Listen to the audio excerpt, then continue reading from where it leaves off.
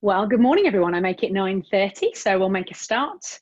A very warm welcome to the third and final instalment of our webinar series on delivering impactful nature-based solutions under a new environmental land management scheme. I'm Niki Roach. I'm President-elect at CIWEM, which is the Chartered Institution of Water and Environmental Management. For those of you who might not be familiar with CIWEM, welcome. We are a Royal Chartered Professional Institution representing a community of thousands of water and environment management professionals and organisations across the world. And at CIWEM, we're all about working in a really integrated way, bringing multidisciplinary skill sets to bear on the really knotty, complex challenges that exist in the midst of our climate, nature and sustainability emergencies. So if we're new to you and new to us and you like today's event, get in touch. We would be delighted to hear from you, and we'll share details about how you can do that later on. Our vision is a safer, sustainable world. And like many, we're calling for a green recovery from the current crisis. And nature obviously has a critical role to play in that. Indeed, one thing that's been thrust to the front of many people's consciousnesses in these recent weeks of lockdown is just how important nature and our ability to interact with it really is to us. Nature provides us with all kinds of services, and the way we manage our land has a massive bearing on how extensive and effective those services are. As we move away from the Common Agricultural Policy following Brexit, the Agriculture Bill establishes the legal basis for a fundamental shift in the principles under which farmers and other land managers, such as foresters, will be financially supported outside of the EU. We move towards the concept of public money for public goods, which was originally established in the 25-year Environment Plan and which DEFRA is shaping into its thinking for the new agricultural subsidy regime, the Environmental Land Management Scheme, or ELMs. Under ELMs, payments are proposed to move away from the old area-based basic payment system towards an actions or outcomes-based system, supporting delivery of a range of public goods, with 3 tiers proposed for how extensive and coordinated delivery of these goods will be. Nature-based solutions need land to grow and develop, and most of the land in this country is used for the likes of agriculture and forestry. So it completely stands to reason that an agricultural support scheme should be central to a concerted drive to enhance and replenish the services that nature can provide us with. DEFRA has been developing its thinking about the form and the function of the new scheme over the past couple of years, and earlier in the spring it set out its thinking and a range of questions in a policy update and consultation. Because of the disruption caused by the coronavirus crisis, the consultation has been paused, and that gives us the ideal opportunity to compare notes, share ideas and test our thinking before it resumes, and we make final responses to DEFRA once it does. So this week we're looking at how ELMs can really drive nature recovery.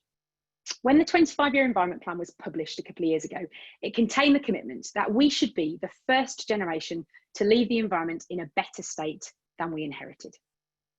In other words, to halt and reverse decades of decline over the post-war period. And for a picture of that decline, go no further than the excellent state of nature work. We're in the midst of a natural emergency. There are a whole host of reasons for this, like changes in land management, the intensification of practices used, the destruction and fragmentation of habitats have weakened nature and reduced the services it can provide us with. These services range from pollination to soil fertility, flood resilience to water purification, health and well-being. And of course, there is the intrinsic value of biodiversity and healthy functioning ecosystems. ELMs will be the regulatory backbone and mechanism for incentivising actions that help to nurture and restore these services. But it will need to support farmers and land managers to do this. If ELMs is to be a departure from the Common Agricultural Policy that many want it to be, we will need to ensure that the transition is a just one and that the measures incentivised are effective.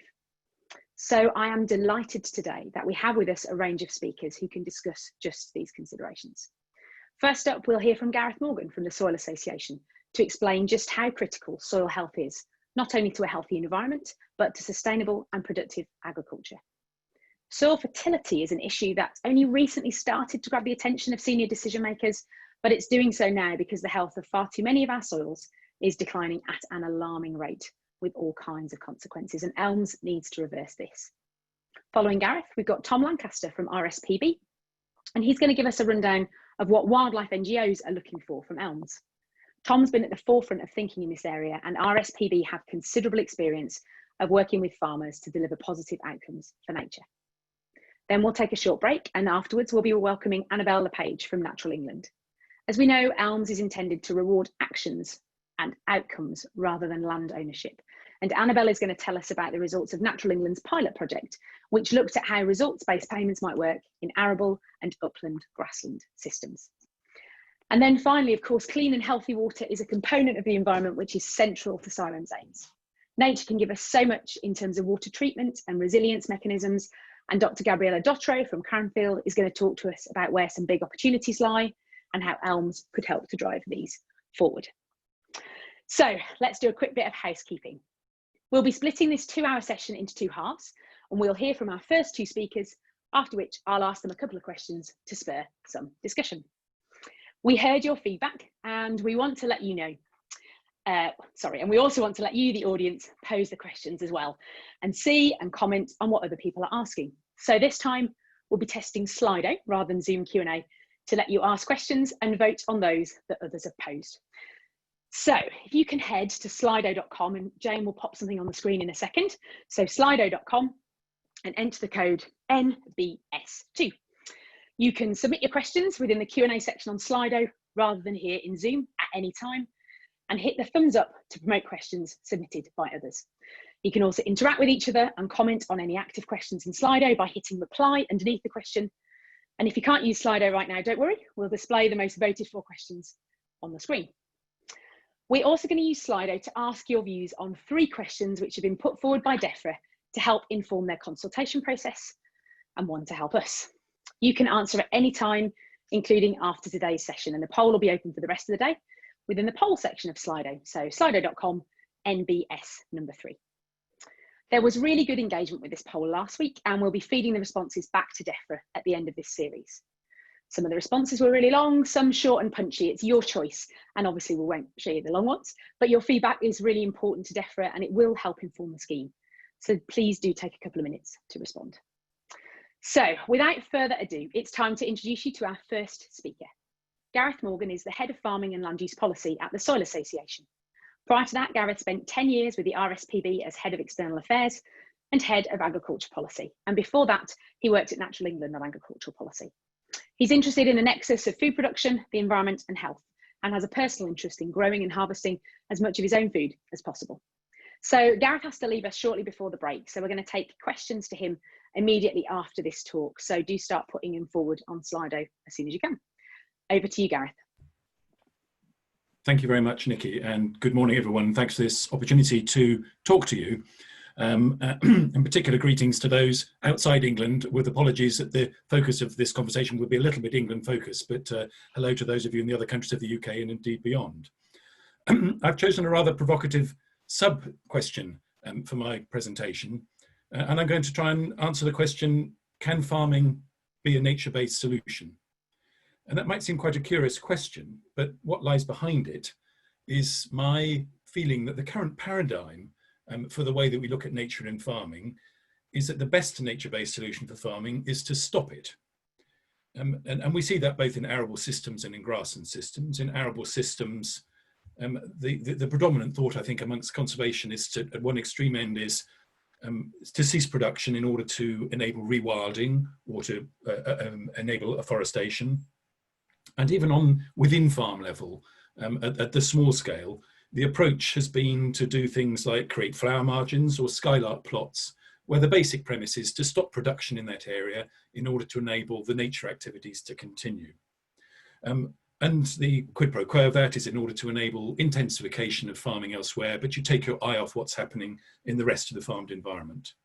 And similarly with grassland systems, one approach is to cease production, say particularly in the uplands, to enable rewilding or forestation.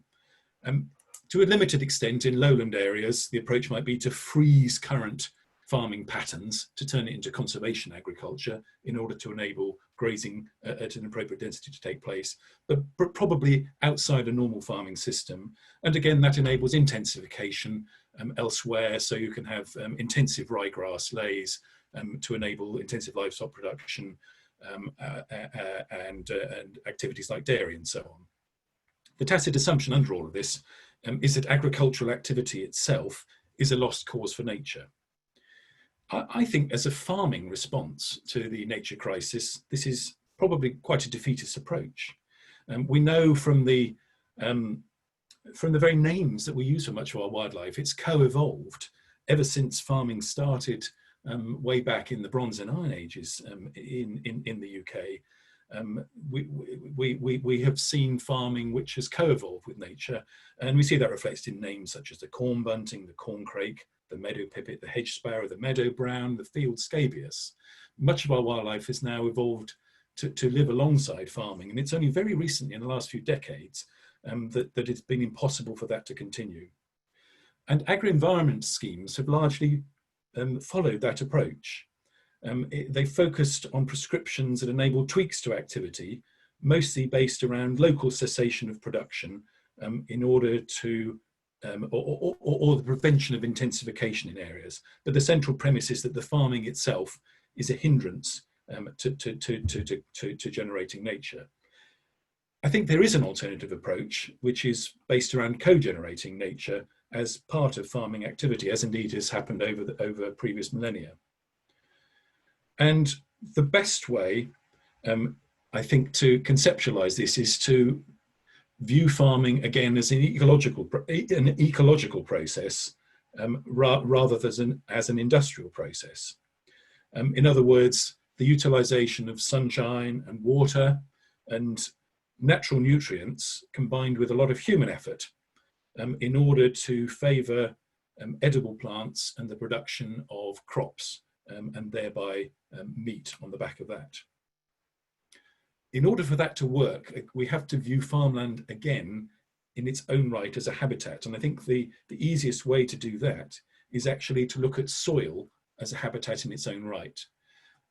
And it's always seemed curious to me that in the many processes that have been set up over the years, going way back to the biodiversity action planning process, it's only rarely that soils are regarded as a habitat in their own right, which when you think about it is very curious because they are some of the most potentially productive habitats in the world. And they're not just a substrate on which you provide a means for things like meadows and woodlands to sit on or for farming to take place.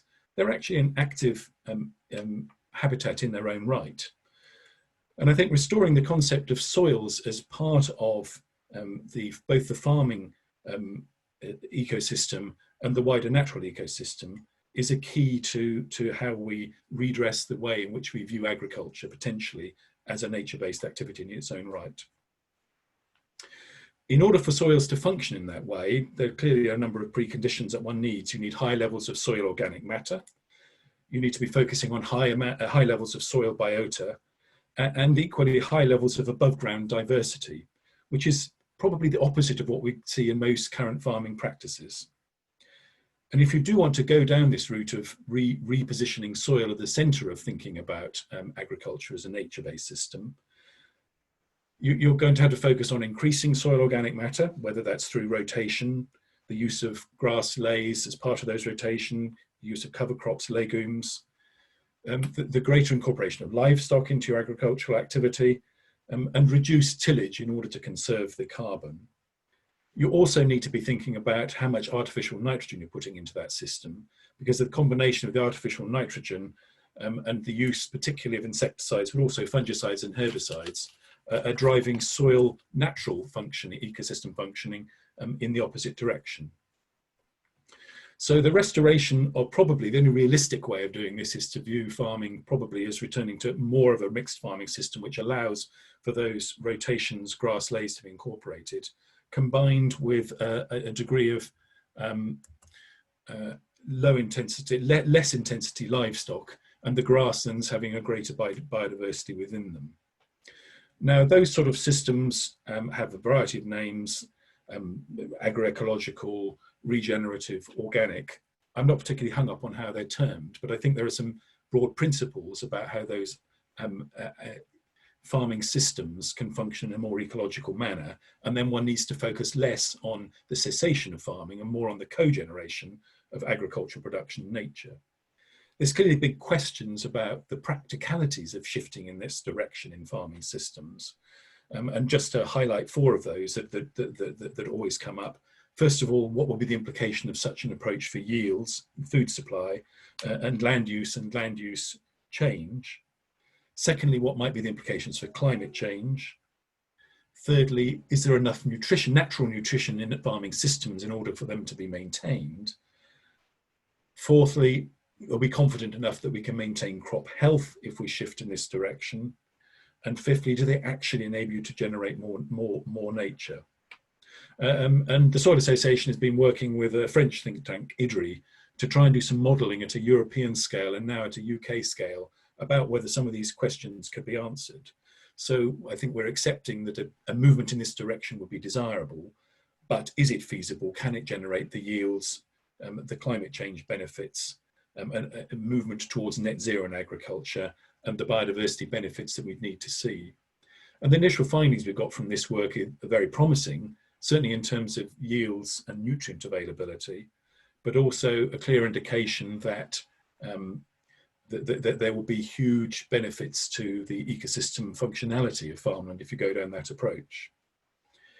The good news is that in the agriculture bill, the latest iteration, which has many weaknesses, but we've been delighted that with sustained lobbying from the environmental sector, soil health is now recognised in the agriculture bill as as something that is of public benefit and worthy of public support. And this is a huge breakthrough.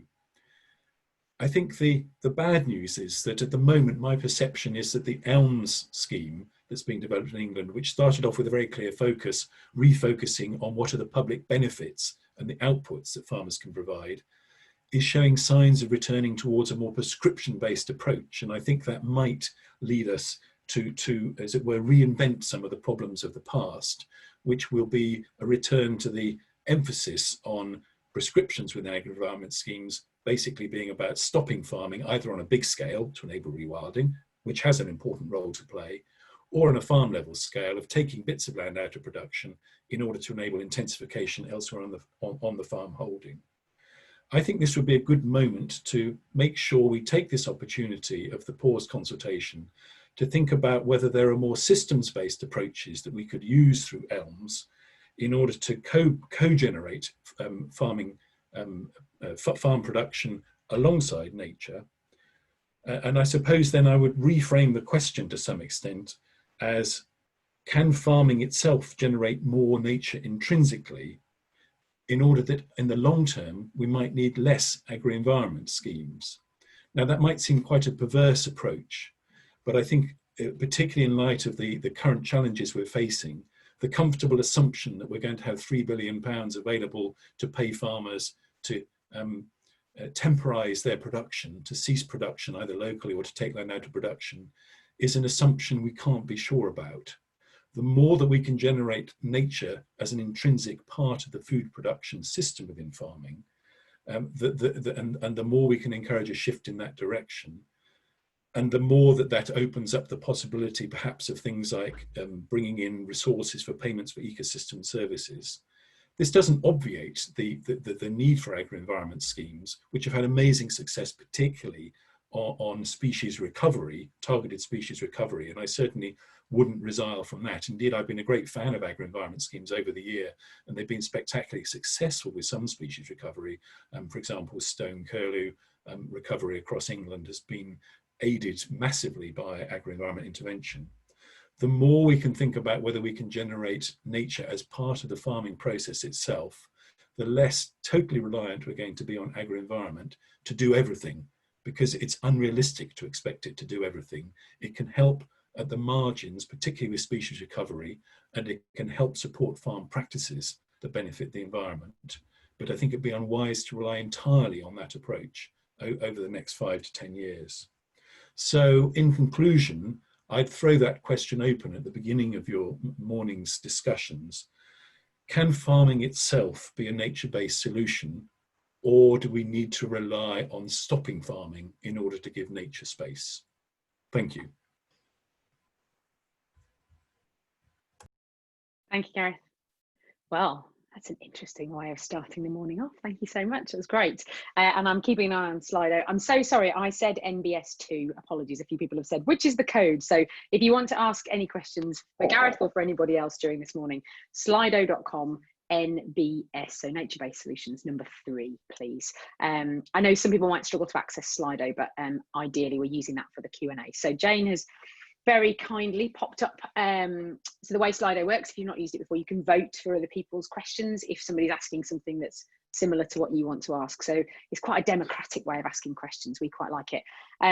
I've got a quick chairs question, if you don't mind, Gareth, and then we'll jump to the ones from the participants. And it's an impossible to quantify, but I'm going to say how big is the sort of trade-off in your opinion between productivity for food production and soil health? Is there any way of quantifying that? And I guess in the context of, if we changed the food that we chose to eat, you know, if we moved to a more plant-based diet, for example, which is obviously something that there's a lot of people talking about generally at the moment, does that feel like a sensible way forward? I guess, can you give me a bit of a sense of how big that trade-off is? There is undoubtedly a trade-off, and I think that has been the Achilles heel in the sense of agroecological approaches, because most people would favour more agroecological farming because of the multiple benefits it generates, if that crucial question about food yields and food availability was answered, which is one reason we're so interested to work with IDRI on trying to model some of this to understand the impacts. Moving to agroecological at scale in Europe would undoubtedly lead to very different production patterns and would require dietary shift. It would certainly be more plant-based, and particularly more leguminous plant-based, so pulses being a bigger part of the diet. There's a very strong role, in fact, of course, for red meat, ruminants and dairy within that system, and a much lower role for white meat, which is largely fed on imported grain and protein.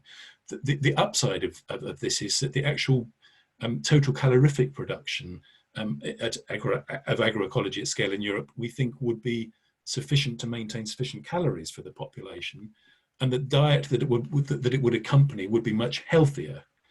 Now, previously it's been considered to be out of the question to talk about dietary shift at scale.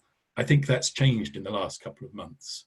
And one of the tragic realizations of the COVID outbreak in the UK has this enormous shift between poor diets and poor outcomes for recovery. So I think it's back in the frame at the moment to be asking those big questions about whether we match our diet both to what's healthy and what our planetary capacity is. Yeah, interesting. Thank you. Really interesting. Well, let's move to what you lovely lot are asking. Lots of great questions, so thank you. So, most popular one first. How do we prevent smaller, less intensive farms being swallowed up by larger, more industrial farms, which will be less reliant on subsidies? Yeah, another very pertinent question at the moment, and it's interesting what a massive, I mean, certainly the Soil Association, we've been aware of a massive resurgence of interest in things like community supported agriculture, local fruit and vegetable production, shorter supply chains being much more resilient. So I think there is going to be a natural re-questioning of our big complex supply chains. In terms of how those smaller scale farmers survive, I think we do need to think about a transition process, because just relying on the current market system is undoubtedly going to move to more centralisation, bigger farms, less labour and so on.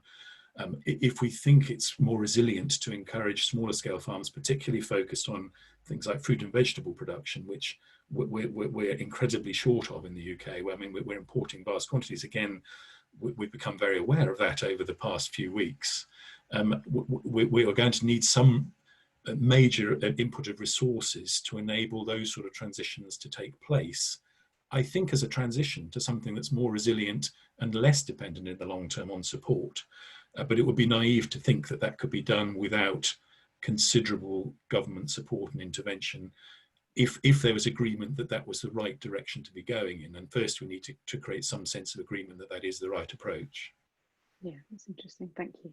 We've heard, I feel like we've heard a lot over the last few weeks actually around economic drivers actually, and how perhaps COVID-19 has given us an opportunity to just press pause a little bit and think about what's driving the economy and what then that means in terms of our decision making. So it's interesting to hear.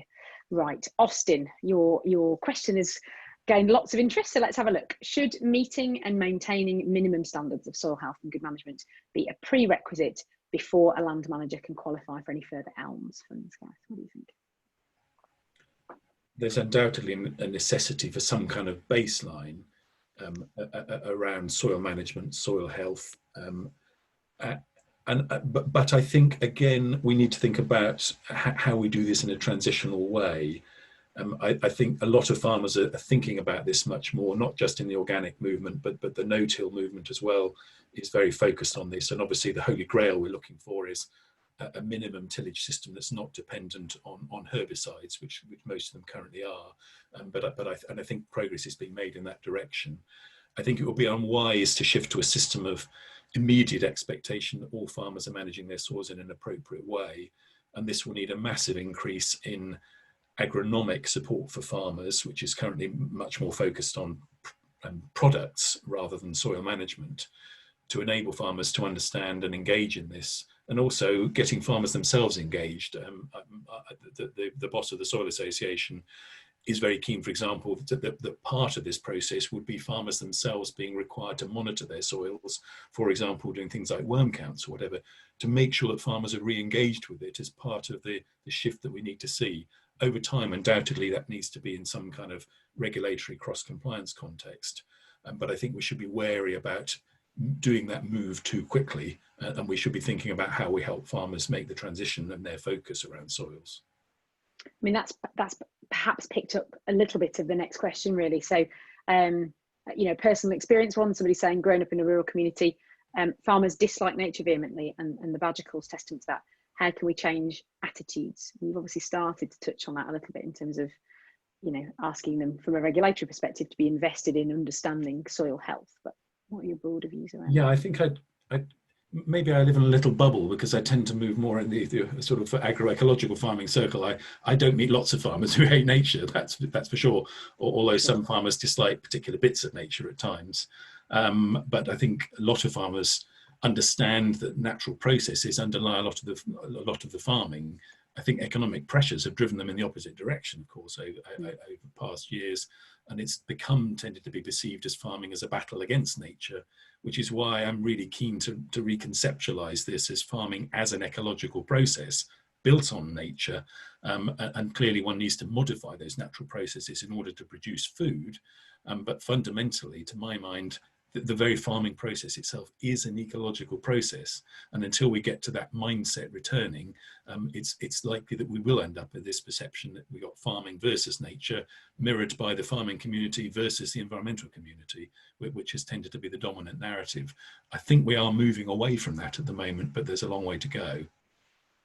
No, thank you. And I mean, I guess certainly from my you know, I'm really new to this for lots of reasons, and actually I think what I've seen over the last 3 weeks of these webinars is that the questions seem like they've come from a mix of landowners and land managers and ecologists and environmentalists, and actually that's definitely somebody's personal view, but I guess we've certainly seen here that there's been some really healthy dialogue between all of those parties, and actually that feels like that's the point of us at CIWEM, really, is to facilitate that dialogue to find a way forward together, really. So interesting.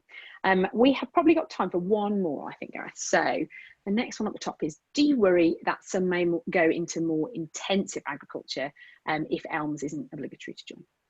If ELMs isn't what, sorry? Obligatory. And that process is happening, and I'm not convinced that ELMs itself will make a difference. Making ELMs compulsory, I'm not sure whether that's the right framing for this issue. The undoubted economic driver at the moment, and to some extent supported by the sort of land sparing concept, is to accept that you're on diverging pathways with farming. You're moving towards your rewilding or very nature friendly over here, and your intensification, which is the only way to make a profit, over there. And at the moment, many farmers are trapped in that paradigm. I'm not sure entirely whether forcing them into ELMs is going to alter that mindset. And I'd start with the psychological end of it and see if we can change that, rather than force farmers down particular routes, because I don't think that gets to the fundamental cause of what's happening here. Yeah, interesting. Yeah, so carrot rather than regulatory stick, I guess, to paraphrase. No, really interesting. I think we are probably we're hitting 10 o'clock and I would like to keep us on track if that's right, Gareth. So I'm going to draw questions to a close at that point, but I wanted to say thank you to start off with, and thanks for the questions, guys. I appreciate that there's the joy of Slido is that it's really democratic, but it also means that we get some controversy. So so thank you very much for engaging like that. I think we're going to move on to our next speaker. I think, Gareth, you're going to stay with us for a little while, aren't you? And then we'll say thank you and goodbye. So just while we're getting presentations and things sorted, as Niki grabs her notes, I wanted to introduce our next speaker, which is Tom Lancaster. Tom is Head of Land, Seas and Climate Policy at the RSPB. He leads a team working on agriculture, water, climate and marine policy. He also chairs the Greener UK efforts to influence the Agriculture Bill. And he's also Vice Chair of the Wildlife and Countryside Link Agriculture Working Group. Tom's background is in agricultural policy and specifically land management scheme design. Before joining the RSPB nearly 10 years ago, he worked briefly on agri-environment scheme administration at Natural England. So I'd like to say a very warm welcome to Tom. Hi there. So I think Jane has my slides. Here they are. Yeah, so I'm going to be talking about priorities for nature recovery through ELMs. First off, though, I'm going to start with a bit of a zoom out to the wider context. So if you could go to the next slide, please, Jane. So from an RSPB perspective, the ELM scheme really sits in a much broader context. And it's something that we've been talking a lot about really since the referendum on membership of the European Union, and it's a one around the wider governance regime within which all of this sits. So from the perspective of ELM, it sits within the Agriculture Bill. The Agriculture Bill is really just an enabling bill that provides a whole framework of different powers for ministers to develop a range of different policies. It doesn't even mention the words environmental land management once. I don't think. It's just one of the many financial assistance schemes that the bill will enable. So within that context, we want to see emerge a system of effectively a positive feedback loop between the Agriculture Bill and the Environment Bill, and also the Office for Environmental Protection, which is a provision within the Environment Bill. Because without that, what you won't get really is the driver for investment. So at the moment, the driver for investment through ELM is through the sort of EU directives and the infraction risk that the Commission provides. And we need to effectively replicate that dynamic so that the OEP can scrutinise progress against environmental bill targets, against local nature recovery strategies and environmental improvement plans, of which the 25-year environment plan is one. And then in turn, that should drive investment into the Agriculture Bill. And that's really important in terms of setting ELM into that broader context and securing long-term funding into ELM and into the farming sector for the sort of public goods which Gareth was talking about. If you go to the next slide, please, Jane. And then within that, ELM, it's also just one mechanism amongst many. So we've got the 25-year environment plan, that has 10 outcomes. The ELM consultation paper made it clear that DEFRA are talking about realising 6 of those 10 outcomes through ELM, and they're listed there. But actually, ELM isn't the only mechanism that we need to realise those 6 outcomes. And it certainly can't do all of the heavy lifting. So certainly flowing from the time when Michael Gove was in with the department, there are a huge number of initiatives. He kicked off the landscapes review by Julian Glover, the farm inspection and regulation review by Dame Dennis Stacey. Net biodiversity gain has emerged through the planning system. There are markets emerging for woodland creation, for peatland restoration. So the woodland carbon guarantee is the latest sort of effort in that direction. And all of these mechanisms will need to combine if we are to realise nature's recovery and also achieve flood risk management, improve water quality, store or sequester more carbon. And ELM can't be the only means of doing all of those things.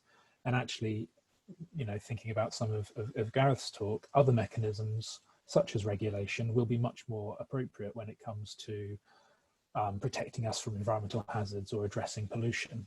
Paying farmers is not necessarily going to be the best means of achieving those outcomes. So setting ELM within that broader context, making sure that as DEFRA develop all of these different policies, they are developed in a way that's coherent is going to be really important. And at the moment, I think that's quite a big unknown.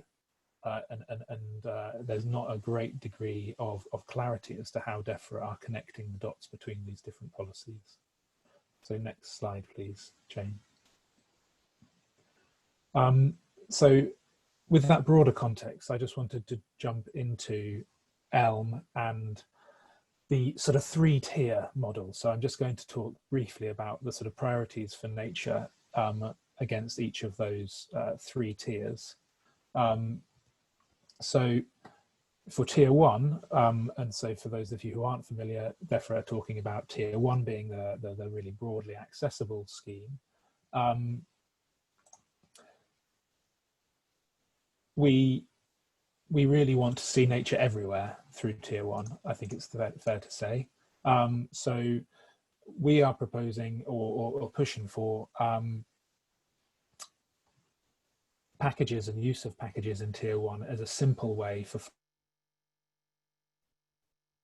farmers to restore nature on farms in a way which is fairly generic and replicable and appropriate for all farm types. So if you we are part of the Farm Wildlife Coalition, which proposes 6 key actions for farmers, including things like establishing flowerage margins or managing existing habitats. And at Hope Farm, which is our arable farm in Cambridgeshire, we have done that. And the graph there, which is the breeding bird, the farmland bird index at Hope Farm, the red line being our farm and the blue line being the national average in England. And just through a simple package of interventions, we've managed to increase farmland bird numbers by around 200%, butterfly numbers by 400%. But it's not just for nature that this is a benefit. Some work by Richard Pywell and others in 2015 also demonstrated that providing habitats on between 5 to 10% of your arable area in this case, which is the ELS extra bar, also had a huge benefit for crop pollinators and for crop pest predators, whereas just doing sort of ELS style management on around 3% of your arable area didn't really generate any benefit beyond business as usual.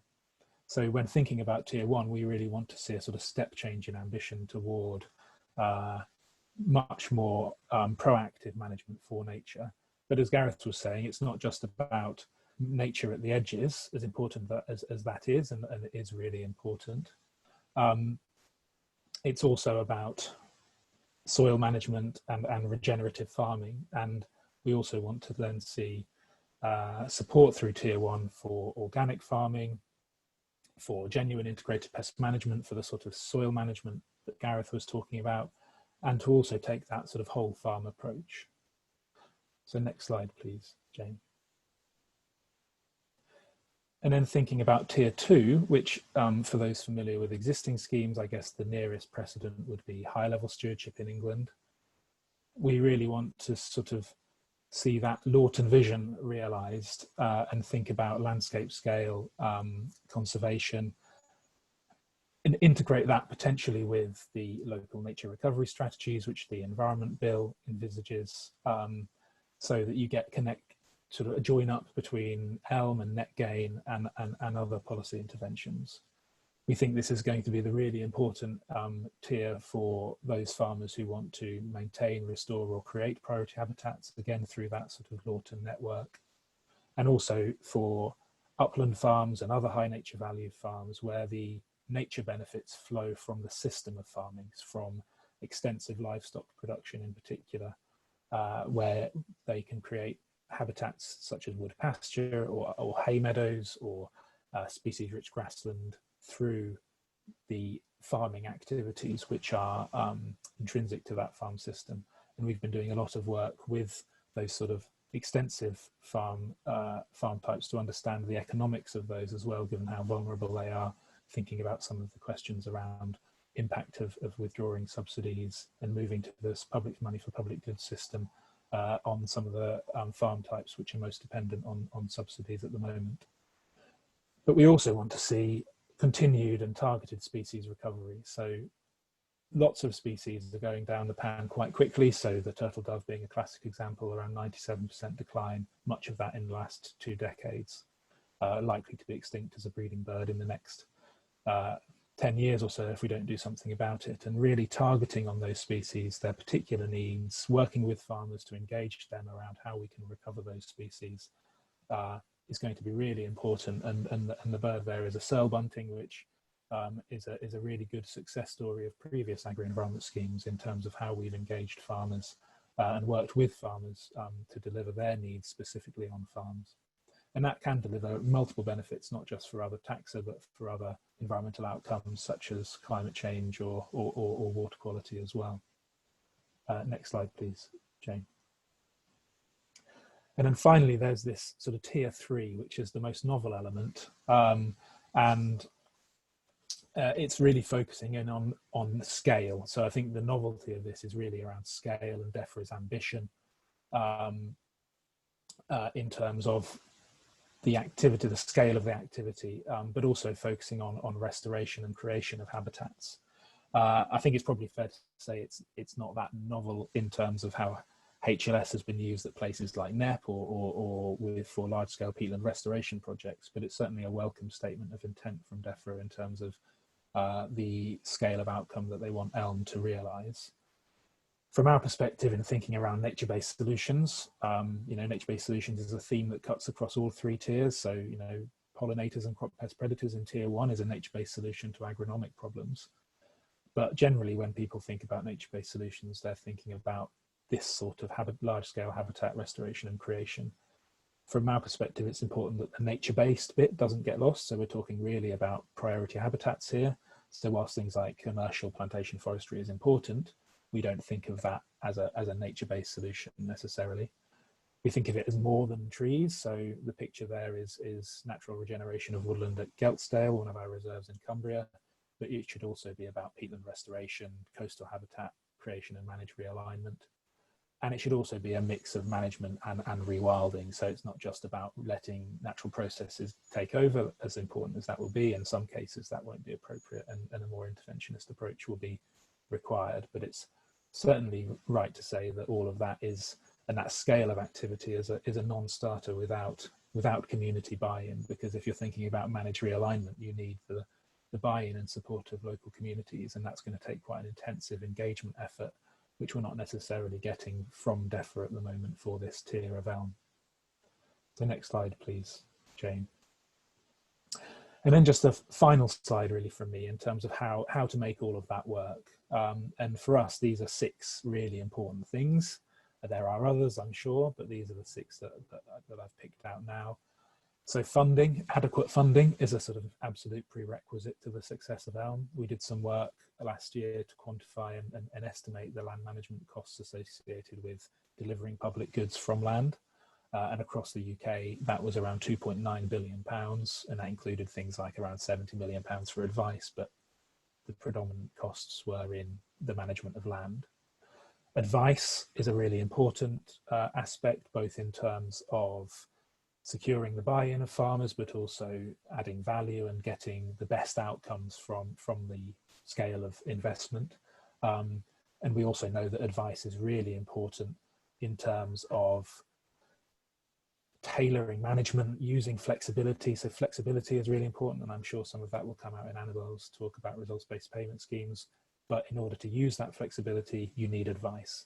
And we have seen a huge loss of capacity from Natural England, who were really the advice providers in the lead on HLS, and we need to see, I think, some commitments from DEFRA in terms of investing in that local advisory capacity, either in the public sector or via some other means. Flowing on from that, engagement with farmers is really important. Gareth talked about that, and engaging farmers, securing their buy-in is a really key part of ELM, and again, I'm sure Annabelle's talk will cover that. And then targeting, this is really important from our perspective in terms of securing the right intervention in the right place. So if we don't have some sort of national targeting framework that is also responsive at a local level, we won't realise the sort of scale of ambition that DEFRA have talked about for ELM. And again, we want to see more clarity from DEFRA as to what their sort of local prioritisation is going to be and how they're going to direct that spend. monitoring and evaluation, that goes without saying in this audience, I'm sure is really important, and actually there is quite a lot of work ongoing around that. And then just finally, a really basic nuts and bolts thing, but something which has dogged agri-environment schemes for many years, is around sort of scheme administration and investing in that and making sure that it's not too bureaucratic, recognizing that this is public money and we do need certain controls. So all of that to me is really important in terms of that sort of ELM holy trinity, which is having a scheme that's effective for the environment, attractive to farmers, and deliverable for government. We've never really had that combination of things in England. Maybe the sort of high point of HLS between 2010 and 14 was about as close as we've got, but that's the challenge that we're setting for DEFRA, and that's the challenge that I think we all need to try and realise, and I'll end it there. Thank you, Tom. That's great. Okay, so just as a quick reminder as well, so there's lots of questions coming through. We restart the questions after each speaker. So if you are wondering what I'm talking about and where to ask questions, then we're not using the Q&A and the chat function here in Zoom. We're using Slido, so SLIDO, slido.com, and then enter NBS number 3, and that's how your questions will come in. So Jane's just going to pull together the Slido questions, Tom, so we can see what people have been asking. But whilst she's just doing that, just one from me, if that's okay. So let's assume that ELMS is the agent of change that we feel like we desperately need. What single thing absolutely has to be sacrosanct, in your opinion, within ELMS to make it deliver on the outcomes that you think it needs to do? Oh gosh, that's a hard question. I think if it's really probably around tier 1 and having ambition in tier 1. I think we've got lots of concerns around that being far too much toward the sort of business as usual end of the spectrum, maybe even toward the paying for regulatory compliance end, which would take us back towards sort of BPS territory. And if, you know, I sort of feel like we know what we're doing with tier 2 sort of schemes, you know, and nature-based solutions. Again, we know what we're doing. Some of the things there are just about getting the investment right. But tier 1, there's a huge challenge there to get the level of ambition whilst also engaging farmers and securing their buy-in for that scale of ambition. And I just don't really feel that DEFRA yet have either recognise the scale of ambition that's required or recognise the challenge of securing farmers' buy-in to that and what would need to happen in order to do that. And actually, Archie, I'm hoping that you feel like we've kind of answered the question that you submitted, which is top of the list there, really, which is which is whether you've got to feel for that level of ambition. It sounds like maybe not quite yet there from DEFRA. Okay, let's talk about one. So Hope Farm's on your sites that you talked about, obviously. Next question is that the farmer's not doing the specific conservation work in to drop down in this person's opinion. If that is, or even if that isn't the case, I guess the question more generally is, this work is in addition to food production, which is what the farmer's there principally to do currently. So what are your thoughts? How do farmers cope with that additional workload? Yeah, I mean, it's a good question, and we have to recognise we are asking a lot of farmers through this reform. Those farmers I speak to, though, who have sort of effectively made the change already and implemented some of these management measures through existing schemes, they, you know, putting aside some of the challenges with bureaucracy and getting paid on time and all those other frustrations, the actual management itself is something which almost universally they get a huge amount of value out of, both personally but also increasingly for their agricultural operations. So that point about spillover benefits from habitat creation for pollinators and crop pest predators, growing cover crops and the improvements that they see in soil organic matter and soil structure, the erosion management benefits that you get from features such as hedgerows and beetle banks, the sort of more farmers get into it, they realise that it is all one integrated system, and actually if they deploy some of those land management measures cannily, then they get a huge amount of value feedback into their sort of food production, as well as the environmental benefits that flow from that management directly. Yeah, thank you. Beetle banks is new to me. I'm going to Google that straight afterwards. I'm looking forward to finding out about beetle banks. So next question. River valleys provide an ideal corridor habitat. Flooding often limits farming value. How can we fund a move to allowing space for rivers in perpetuity? Yeah, that's something we've been doing a bit of thinking about. I think this is again where the interaction with the Environment Bill could come into it. So the Environment Bill includes provisions for covenants, environmental covenants, and one of the things we have looked at and want DEFRA to look at is around linking ELM up with covenants. So in that costings work, which I mentioned, one of the elements of that was looking at the long-term costs of taking land out of production and whether or not DEFRA could, as well as paying for the sort of annual costs of management and some of the capital costs of say, restoring a river to its natural channel, could they roll up the long-term costs, sort of the 100-year costs effectively, and pay that as a lump sum in return for the farmer taking on a covenant to retain that feature in perpetuity. And then you would have the covenant there to secure it in law. So combining covenants and ELM, I think, is a really interesting area which we would want to see more work in. But that's one example where it could have real value. That's really interesting. Thank you. Okay, let's move on. Get through as many as we can. So Archie's asked, what is the role, if any, for the natural capital approach in ELMs? So there's been lots of chat about this. I think initially there was some suggestion that it could be somehow incorporated into what farmers were paid. Tom, sorry to interrupt you. I just wonder, is it worth just doing a 30-second? People will probably know what that means, but just to be really clear, when we talk about the natural capital approach, do you want to just quickly explain what that is, if you can?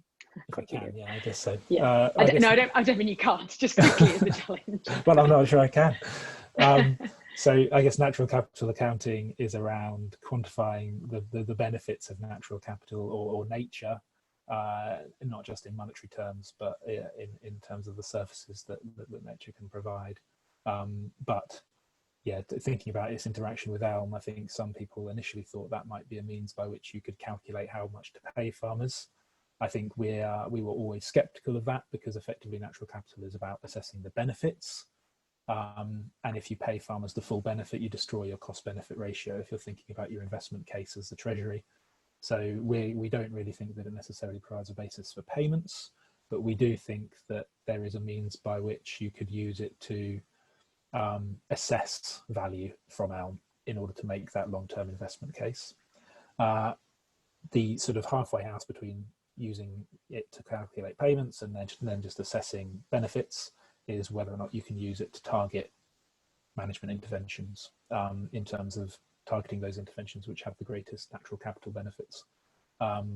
Again, we are a bit cautious about that. If you followed it to its logical conclusion, all you would really do through ELM is plant trees around cities, because that's where the biggest sort of natural capital value comes from in terms of the big recreation gains that you get from that. And you would never do anything for curlew in the uplands because there's no natural capital there really in terms of the accounting regime that most use. So we would want to see mostly natural capital being deployed around the assessing benefits end and thinking about how to justify the investment case into ELM in the long term. That's really interesting, and thank you, and thanks for the explanation. I think we get a little bonus here. Gareth's still with us, and Gareth, do you want to just come in on that as well? Yeah, I mean, I agree with Tom that for ELMs, this is probably hopelessly optimistic. I mean, this was where the whole system started, was to try and reward farmers for outputs rather than a series of prescription and give them, you know, incentivize public good benefits. Having said that, I think there is a huge role to make natural capital accounting available to more farms so that they understand better what the flows are on their farms. I mean, for example, FTEC's done some interesting work both on organic and conventional farms, and the insights it gives to farmers to understand beyond the profit and loss account that they're forced to operate to at the moment, whether they're eroding capital like water availability, soil carbon, amenity value of the land, climate benefits and so on. It can be an immensely helpful tool for farmers, and I would certainly advocate its much wider uptake to aid understanding, at least as a halfway house, and to understand whether ELMs is helping us increase the stock of natural capital or not. Yeah, thank you. Sorry, Tom, did you want to come back? Well, for those who want to know more, if you Google RSPB natural capital account, we produced a natural capital account for our whole estate, and also looked at how to incorporate biodiversity more effectively into natural capital accounting, which is a bit of a failing of most approaches to date. So we've done quite a bit of work on that, and one of our economists was seconded into the Natural Capital Committee to help them develop their accounting framework when they first set up. Brilliant. That's really helpful. Thank you. And thanks, Gareth, for coming in as well. How are we doing for time? 5 minutes. So we've got time for a couple more. So the next one that's made it to the top of the list, as an E-NGO, I've not heard that term before, I like it. An E-NGO, do you think you have a them and us culture towards farming? And if so, how do we bridge that gap? Yeah, I mean, I would be denying the reality if I wasn't to say that there is some conflict between conservationists and farmers sometimes. I think we are trying to move, though, toward a more sort of convivial relationship, and certainly I think that's bearing fruit, and we're certainly more mindful, I think, of the pressures that farmers are under than we perhaps were, say, 10 years ago. And we work a lot with farmers across the country, and have a really good relationship with a whole host of farmers and farming organisations. And actually, one of my sort of political reflections since the EU referendum is, when we were just fighting over the cap was a very stable pot of money, basically, and it was about, whether or not how you slice that cake. Now the conversation is whether there's a cake at all, which all of a sudden forges a whole lot more common cause between farmers and conservationists in terms of why we should be spending public money on farmland and into farming, and that's where the sort of our case to farmers has been public money for public goods is an opportunity for farmers, not a threat, because it's an opportunity to secure an income stream for the things that they can't get rewarded for through the market. So, at a political level, not just at a farm level, we're working really effectively with a lot of farmers, and actually, I work quite closely with the NFU on things like trade and import standards at the moment in the context of the agriculture bill. So I think there definitely is a bit of a them in us culture, but I think it's something we're moving away from, hopefully. That's really interesting. Good to hear Brexit's bringing people together in some form as well. That's nice to hear. Don't hear that too often. I think we've probably got time for one last one. So we're going to ask the really biggie at the top of the screen. So do you actually think that ELMs is going far enough, and will it meet the ambitions of the 25-year environment plan?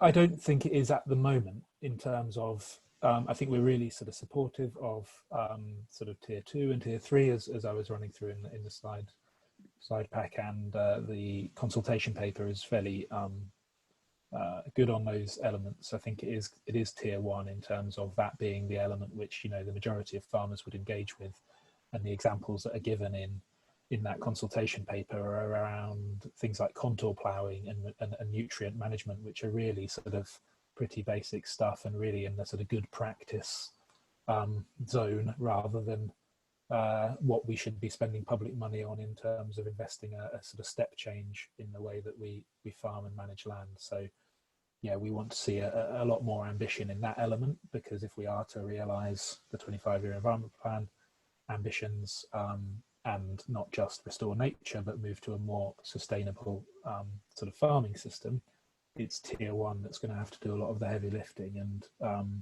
yeah, lots of concerns there really as to whether or not they're being ambitious enough, and even whether or not they're looking beyond sort of compliance with regulation and some good practice add-ons, which is really where we were already at in terms of DPS and cross compliance. Thanks, Tom. And Gareth, did you want to? Yeah, if I could briefly on that. I think ELMs is an amazing step forward in the whole public good philosophy. I'd make two comments. One is that reiterate that point that it needs to move beyond tweaking activities and prescription activities to thinking about at a more systematic level, which was the basis of what I was saying earlier. And secondly, ELMs only make sense as part of a wider picture of farming transformation. And at the minute, because it's the only show in town, everyone's investing everything in ELMs. It has a very important role to play, but we need a whole load of other things to help those bigger changes to take place. Investment in farm infrastructure in order to meet climate targets and so on. And if we try and cram all of that into ELMs, it will fail. If the government invests in a wider suite of activities to help that transformation, then ELMs will have an important role within that.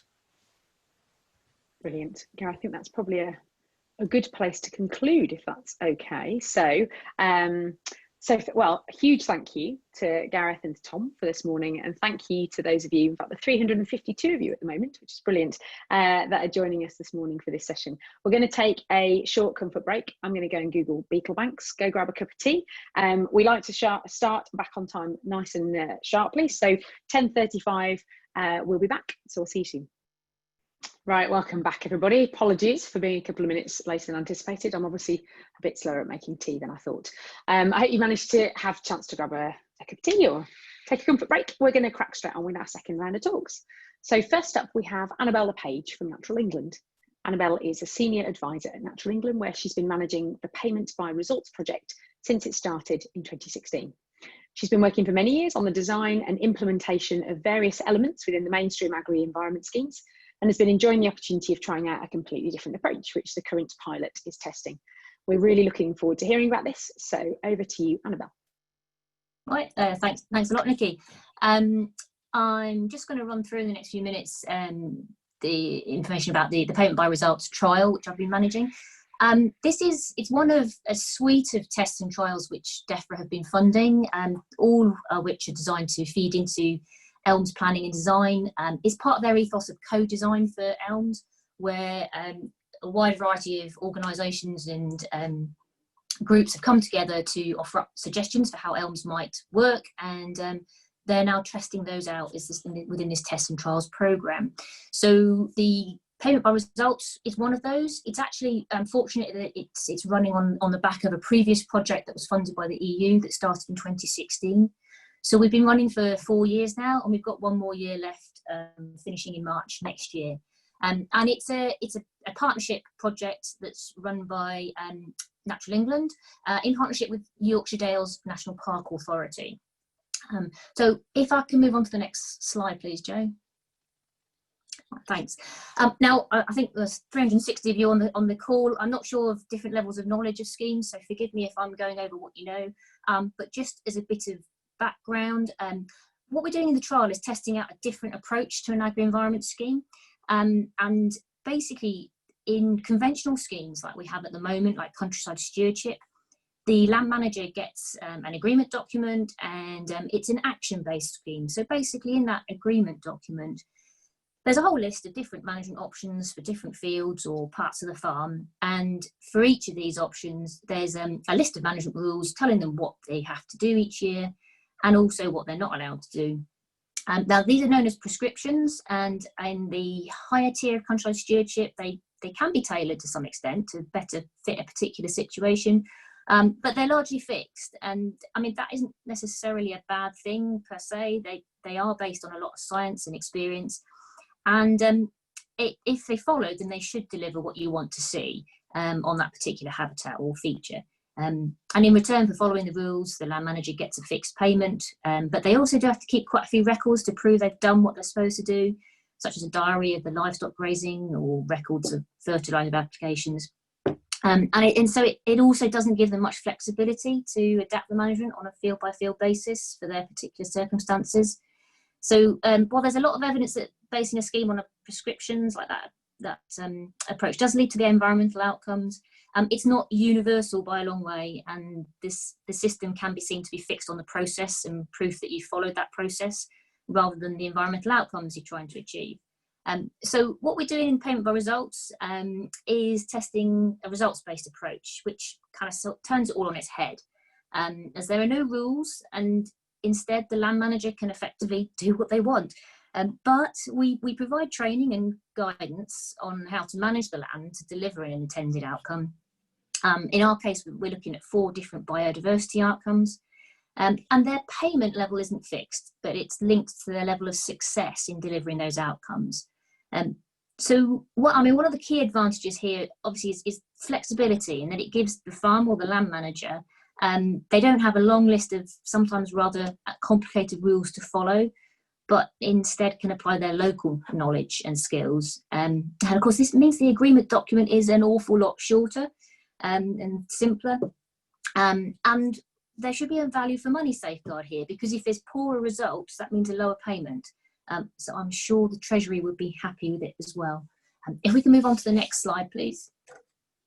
Okay, so I've mentioned some of the potential benefits, and this slide is really just summarising the key questions that the payment by results, or PBR as we tend to call it, or our trial is hoping to answer, as they are rather important to see whether the approach can work in practice, and also explore some things that we could do to enable it to be delivered at a scale, because obviously we're just at a pilot at the moment. We're looking to see whether PBR actually leads to better outcomes on the ground by comparing results on land managed under the outcomes approach in our PBR agreements, our payment by results agreements, and we're comparing that with equivalent land in countryside stewardship or environmental stewardship, the conventional schemes. It would be no good though if it delivered better outcomes, but the farmers all hated it, as no one would apply, obviously. So we also need to know how land managers in a PBR scheme get on with it. Do they like it? What they don't like about it? How do their views change over time? And so on. So we're working with our participating farmers and getting feedback from them on their views to the approach. And as you can see here, there are some things linked with how it could potentially be mainstreamed, or in other words, scaled up, to become a full part of ELMs when that replaces countryside stewardship. Of course, if you're paying a level based on the results, then you need to know what those results are. So how things could be monitored in a PBR scheme is a big consideration.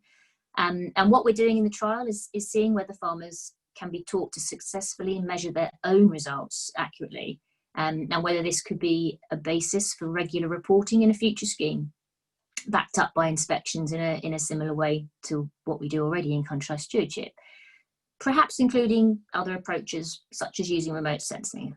And then on the right, we've got some big questions about that scaling up, which they're outside the scope of the current project, but those of us working on it inevitably end up thinking a lot about them, and I know it's something that's being considered as they work on the ELM design. Okay, next one please, Joe. Right, so here are the 4 things we're working on in our current PBR trial. 4 biodiversity outcomes, and they're in 2 very contrasting situations deliberately. At the top, we've got the 2 grassland options, which are being managed in Wensleydale in North Yorkshire, and that's where our project partners in the National Park Authority come in. They're looking after those. So here we're testing a results-based approach on an established habitat within an area of high nature value farming. And I need to point out here that something which comes, I think, as a bit of a surprise to quite a lot of folk, but in the option for breeding waders, we don't actually count the birds or their chicks as a measure of success, as they're too mobile, and it's only a small scale pilot, so bird numbers wouldn't be a reliable indicator of how successful an individual farmer has been. So instead we measure the quality of the habitat that the farmer provides for them on his or her farm. So we would call that a proxy indicator. The outcome is more wading birds, but our proxy indicator is the quality of the habitat. And the bottom 2 are very different, as they're on arable land, and we're testing these out in Norfolk and Suffolk. And both are again to support biodiversity objectives.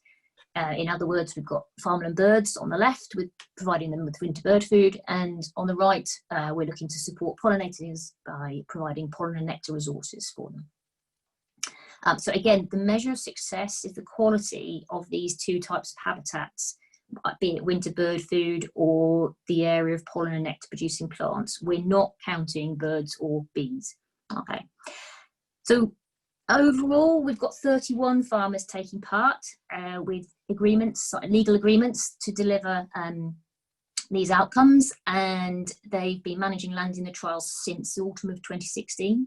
So by the end of our project next year, we'll have 4 years worth of results from those agreements. If we can move on to the next one, please.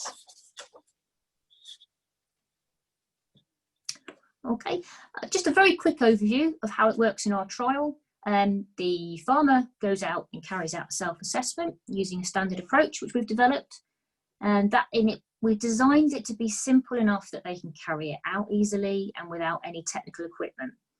And from that they score themselves into a payment tier, because we've got stepped payments in the scheme. And to test how accurate that is, the area is then surveyed again, either by Natural England in the arable pilot area, or an advisor from the Yorkshire Dales National Park Authority in the grassland habitats. And for 3 out of the 4 habitats, the surveying is based on counting plants at stops, 10 stops within the field or the area. And for the 4th one, the habitat for breeding waders, that's a bit different because that involves matching the condition in the field to various descriptive statements on a score sheet to provide an overall quality indicator. The field results each year determine which level of payment or payment tier the whole field gets, and we look at whether the farmer and advisor scores were the same, or if they were different, then what's driving those differences is all part of our learning from the trial. And then of course from these results we can look at whether the field is getting better than the previous year and so on, what's the environmental performance. And another important factor is the same methods are used in control sites which are on other farms. So these are in conventional schemes, countryside stewardship or environmental stewardship, and it's the same habitat type but being managed using that prescription-based approach, and where a farmer would be getting the same payment every year irrespective of the result.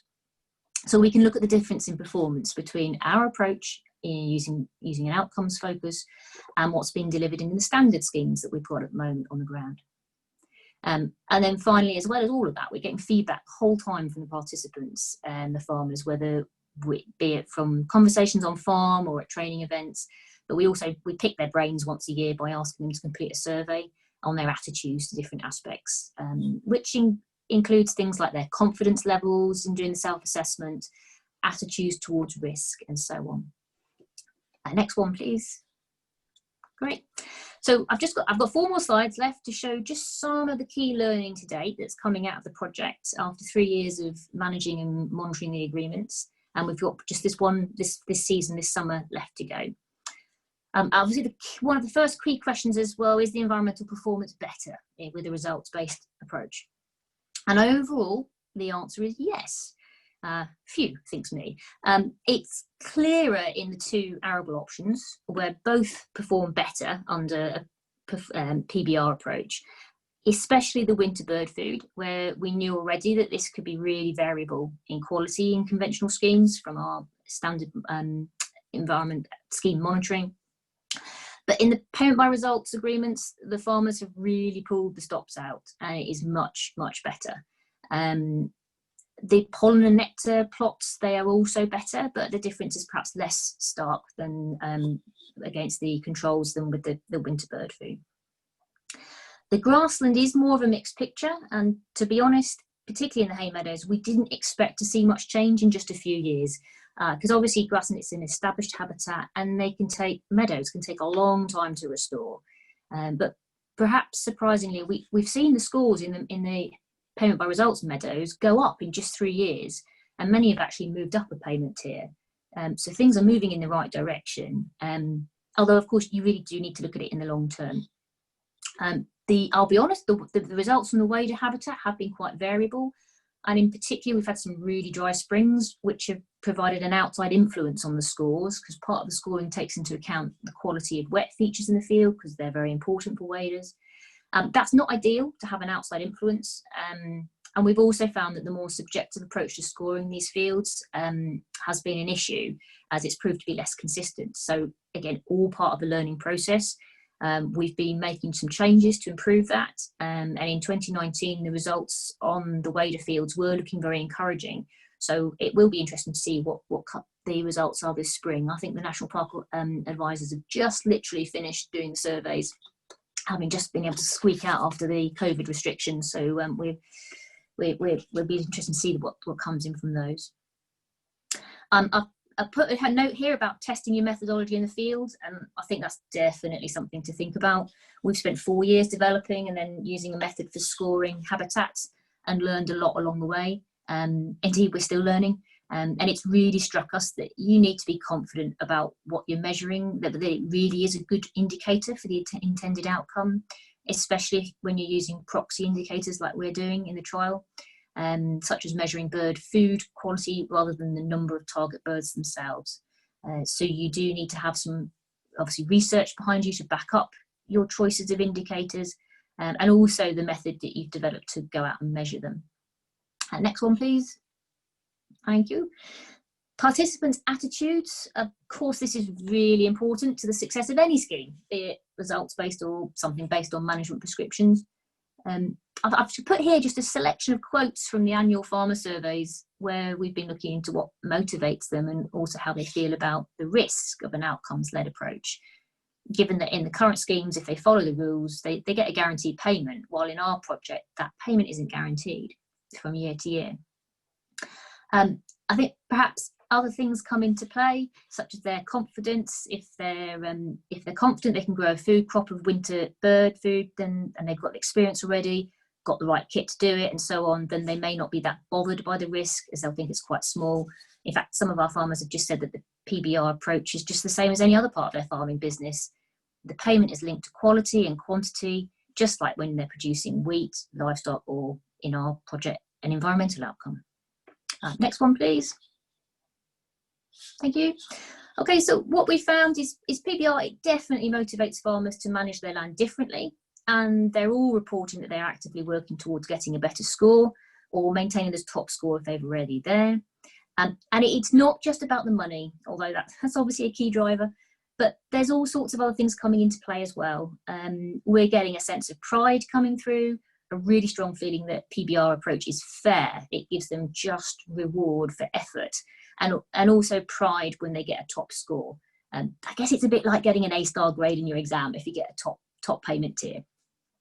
I also think that getting the farmers to self-assess has been a really powerful tool, because it really helps them engage with what good looks like and puts them in touch with what they need to do to manage it to get a better score. And we've also got a lot of very positive feedback about advice, which provides them with the tools to get a higher score and payment. And of course, advice and guidance, that's an important role to play in any scheme. But I think in PBR, it perhaps it encourages them to apply that knowledge because there's a financial reward. We've got lots of feedback about the flexibility being really highly valued. I mean, that can make us quite nervous because they can do what they want, but we have to trust them that they will do the right thing, and we're seeing them do the right thing, that they like the flexibility, that they can choose their own management, but they are doing the right thing for the environment. And then finally, back to the question of risk again, I think a lot of people are very worried about the risk and about getting a lower payment. But I think, remember, we one quote from a farmer: risk provides focus, and if there was no risk, then people could get complacent.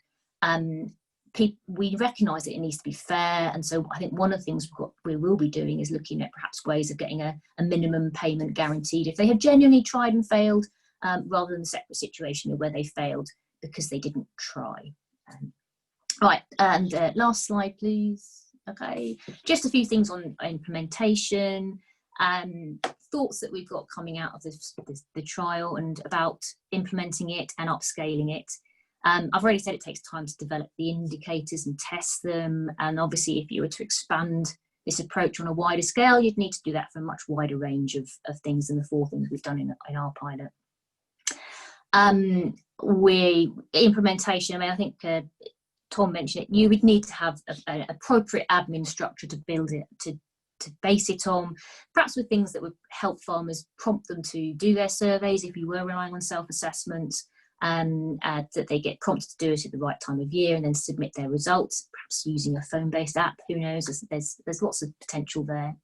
We did do a bit of a test on whether remote sensing had potential to measure in at least the wader habitat.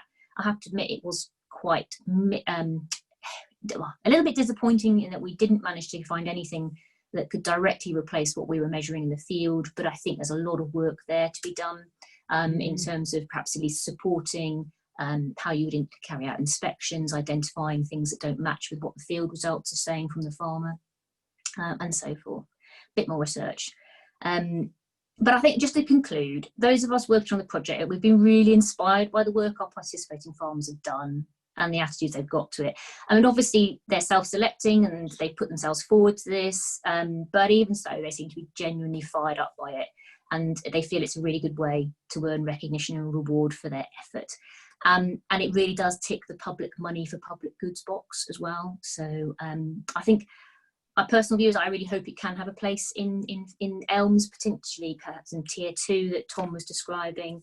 And Tom also, he mentioned that holy trinity of ELMs being effective, attractive and deliverable.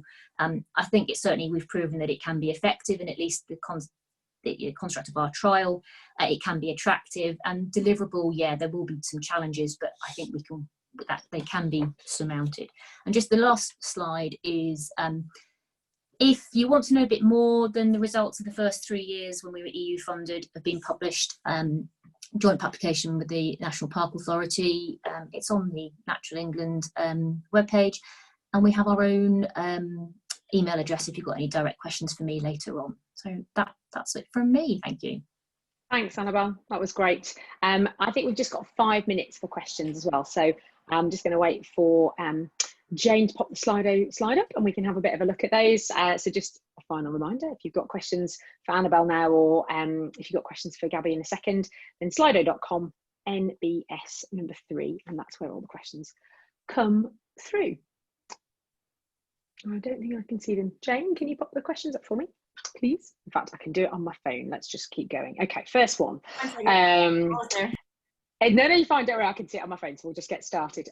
Okay, so Annabelle, if farmers make advised changes and still end up with poor results due to environmental factors, so things like drought, how do you mitigate the unfairness that then will, transpire due to variable payments? Yeah, this is a really good question, because we actually, we've got a 0 payment tier if they fail to produce any results. And for the first 2 years of the project, there were a lot of people very worried about that, particularly in the arable habitat where they're sowing winter bird food every year, and so are exposed to that risk every year of it failing.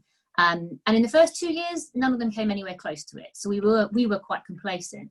And then last year we had the drought, and one of our farmers tried 3 times to sow winter bird food and it failed. And that gave us a really good learning point of what do you do in this situation. And I mean, in the trial, we actually did make a discretionary payment to cover some of his costs and reflect the fact that he had tried really hard. But obviously that does go against the ethos of pure results based. And I think going forward, what we would be looking at perhaps would be something where you could have a base tier that's really simple to deliver and would provide a bottom line payment, and then the results are on top of that. Or you could go for a more hybrid approach with some prescriptions, but I suspect that might dilute the effectiveness of the advantages of the pure payment by results approach. So I think there are ways to mitigate it. Thank you. No, helpful, really, and interesting to see an example as well, really, as it's happened. Okay, next one. Thank you, Jane. How is the baseline set, and who's responsible for this for payment-based results, against which results can be monitored? I'm not sure what we mean by the baseline, in that we basically, in our approach, we've just had a scoring system that you have the minimum number of points to get the first tier of the payment. To be honest, the max, we based it, the whole thing is based on, in our pilot, on a maximum payment. This is for the intents of the trial was income foregone plus costs, based on them delivering a top tier result, and then the tiers below that are proportions of that maximum amount. We didn't go down the route of trying to do individual income foregone calculations for each tier. And then the farmers are self-assessing. We are going out and double checking. And I will say, in the majority of cases, they are either the same tier, or we've been within one payment tier difference. So we've accepted that there will always be some variation when 2 different people are sampling. Sure. Yeah, thank you. So Adrian's asked, will the farmer be approached with what the public wants in ecosystem services from their land, or will they be trying to get paid for what they want to offer? Well, it all depends on what you set as your indicators for success, doesn't it? If you're wanting a particular public goods outcome, then you set indicators that are relevant to that. Whether the farmer chooses, whether they are the same objectives for the farmer is up to them, and that will determine, I guess, whether they're going to apply for the scheme. Yeah, thank you. Yeah, no, absolutely. Okay, let's keep moving. I want to get through as many as we can while we've got you, Annabelle. We've probably got another 2 minutes. Will lower payments be enforced? At present, less than 1% of farms are checked for compliance. So will ELMs be adequately resourced? I'm afraid that will be outside of my scope. That will I thought it come might down be, to, but we'll ask the question. Yeah, it's to how the scheme is designed and implemented, isn't it? Yes, there is at the moment a low chance of an individual farm being selected for compliance. If we are, I'm conjecture, but if you were to adopt payment by results and rely on self-assessment, you would still need some form of compliance checking on a proportion to provide that incentive for people to get it right.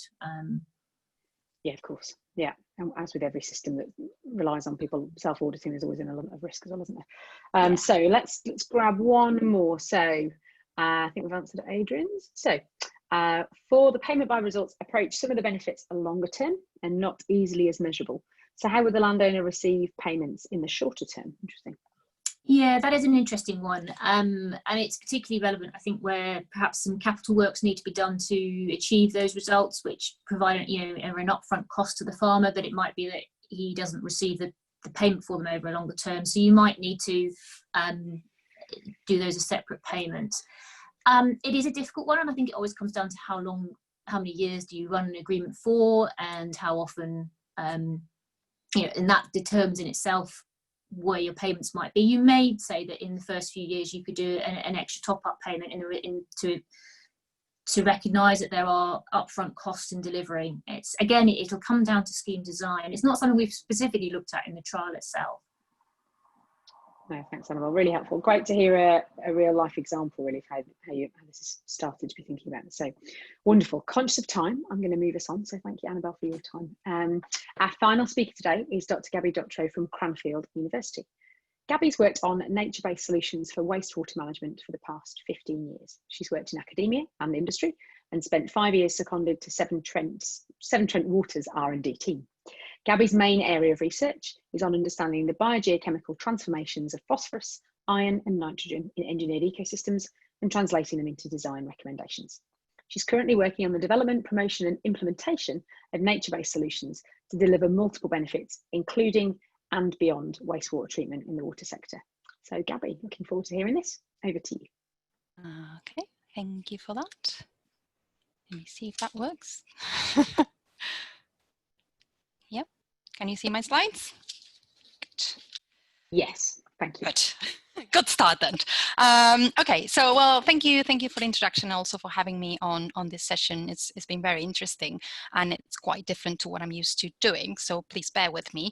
I've tried to limit the presentation to highlight a high-level overview of where NBS for water management can be applied in the context of ELMs. I borrowed this graphic from an online course we're currently delivering on nature-based solutions for water and land management that is supported by CIWEM. And it's basically showing where in the landscape you can have nature-based solutions.